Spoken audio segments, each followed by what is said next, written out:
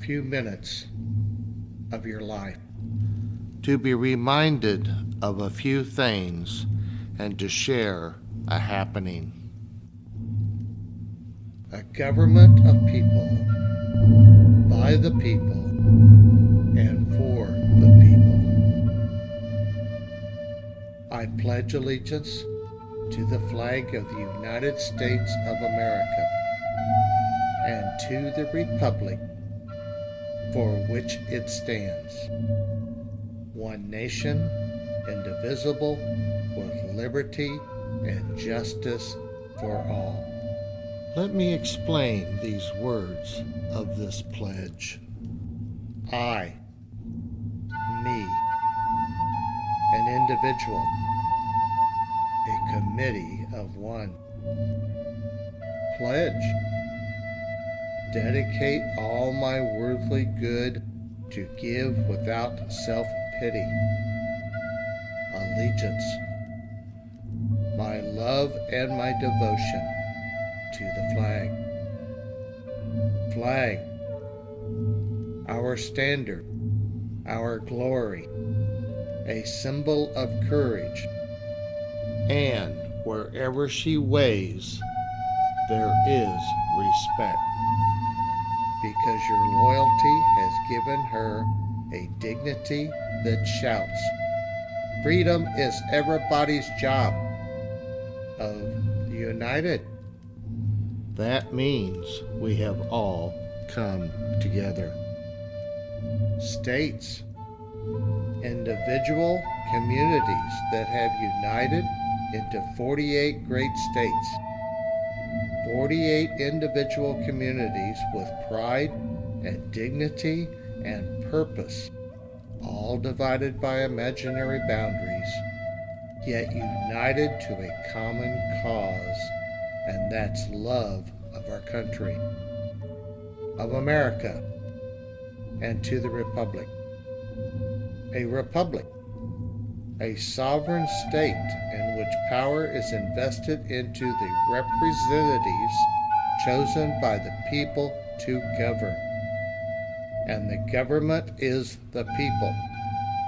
And it's from the people to the leaders, not from the leaders to the people, for which it stands one nation, meaning so blessed by God, under God, indivisible, incapable of being divided, with liberty, which is freedom, the right of power for one to live his own life without fears, threats, or any sort of retaliation, and justice, the principle and qualities of dealing fairly with others, for all.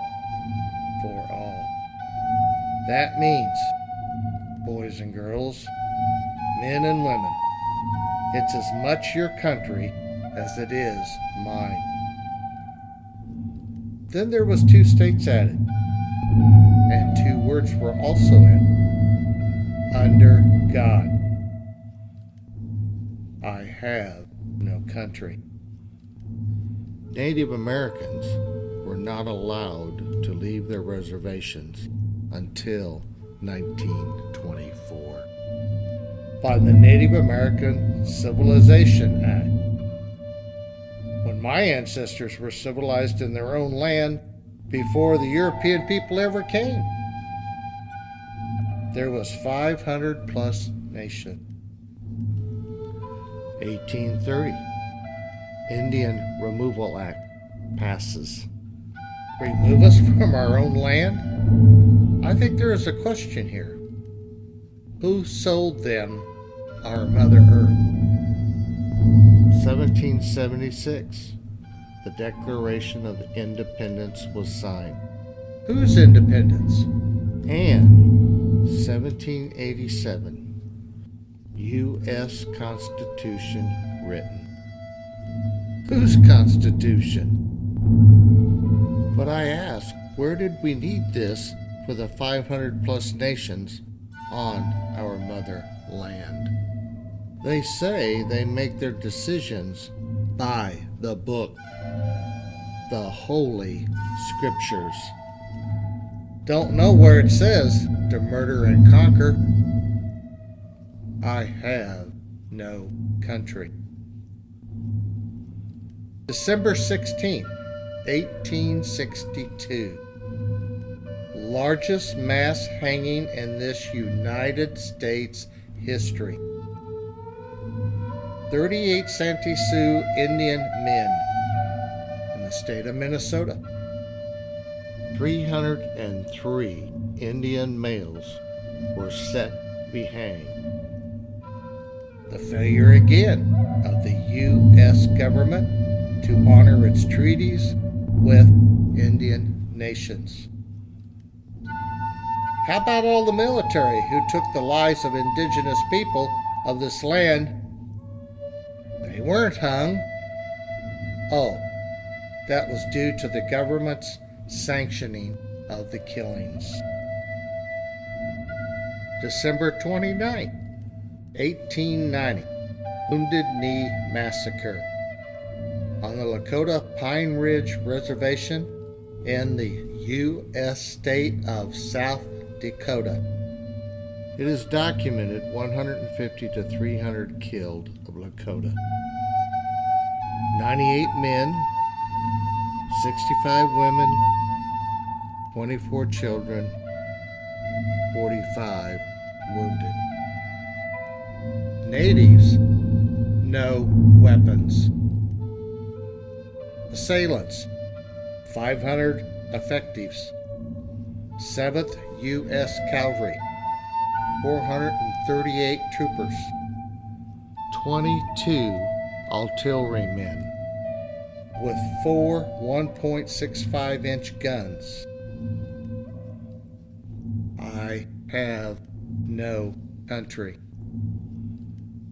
There are 4 things that were forced upon the indigenous people of this land.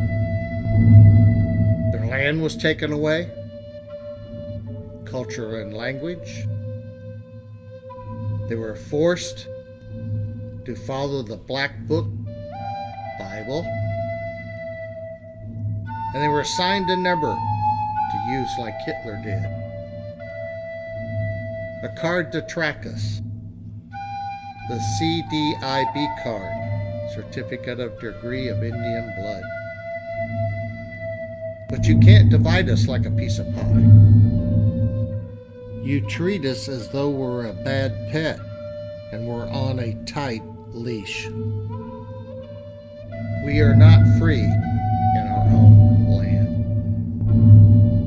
It does not take a card to say who I am, and my blood flows throughout my body. Even our own nations turn against us through friends, nation, and government laws. I know who I am and walk this path being. But there are these 3 who do their best to destroy me. I have no country. In view of the past celebration of the 500th anniversary of the discovery of the Great Turtle Island by the European Christopher Columbus, who began the identity genocide of our race the first time he referred to our people as Los Indios. I offer the following statements based on truth and fact. As of 1988, the U.S. Senate and House of Representatives have enacted a concurrent resolution number 331 to reaffirm the continuing government-to-government relationship between Indian tribes, Panasi nations, and the U.S. government as established in the Constitution. Paramount to exercising our rights to self-determination as sovereign nations is the firm establishment of our true and rightful identity as the Panasi race of people.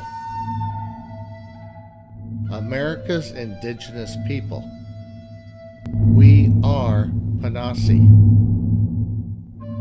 We have all come from the one Great Spirit, and this precious earth is our common mother.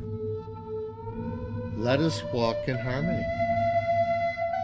She gives us our air, our food, and the medicines. We must protect her. May we learn to not walk on her, but to walk within our Mother Earth. Panasi people, the indigenous, the natives of this land. I have no country.